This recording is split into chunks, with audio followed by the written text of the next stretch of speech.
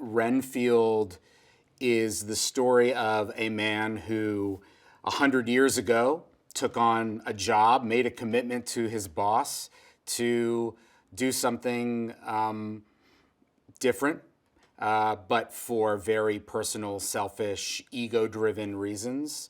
And we meet this same guy 100 years later, still doing that same job, except that job is to collect bodies for his boss to eat, his boss being Dracula. And when we meet him, he's at a really low place in his life and wants to break up with his boss. But how do you break up with Dracula?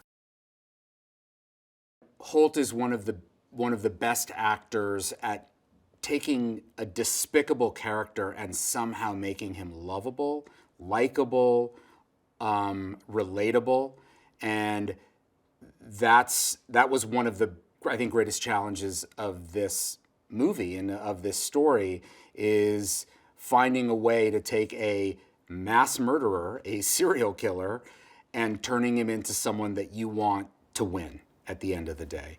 And he does it with so much charm and pathos that for me, I completely forget about his flaws by the end of the movie, and I want him to go on to be in love and to win. Holt was telling me how reverential he was and such a fan of Nick Cage, and was a little nervous to meet him. And, conversely, when I met Cage, he had so much reverence for Holt's work and so much sensitivity towards wanting to be generous with this young actor. So I think they both went into it with a lot of sensitivity and enthusiasm and excitement to work with one another, and that kicked off the relationship in a great way. There was an incredible back and forth between the two of them. There was so much that was invented on the spot because they were so generous with each other when they were on set together.